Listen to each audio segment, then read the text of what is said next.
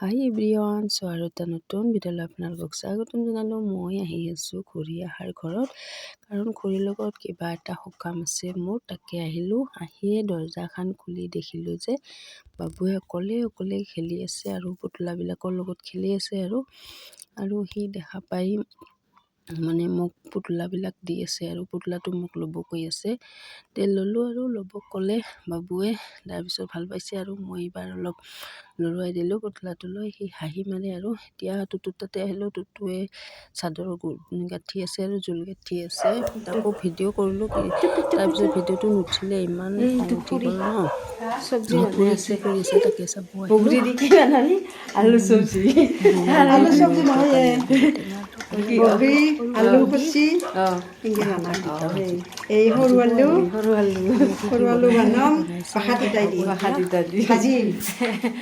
আৰু এই ভাজি এই বেঙনা ভাজি এই ছজনা এই হৈছে দালি তাৰে পিছত এই হৈছে ফুলকবি আলুৱে ভাজা আৰু মটৰ এনেকে। আৰু কি দালি চম্পা দিবি নেকি? এইবাৰ মই সেইখিনি ভাজো ৰ। এই ভাত হৈ গৈছে, ভাত হৈ গ'ল।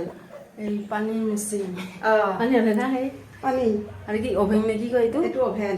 অভেন এইটো কেক বনাই। কেকো বনাব পাৰি ইয়াতে? পাৰি, কেক বনাব পাৰি, কিন্তু জালিখন নাই, পা নাই। ভিডিঅ'টো ভাল পালে লাইক কমেণ্ট শ্বেয়াৰ কৰি দিব নাপাহৰিব।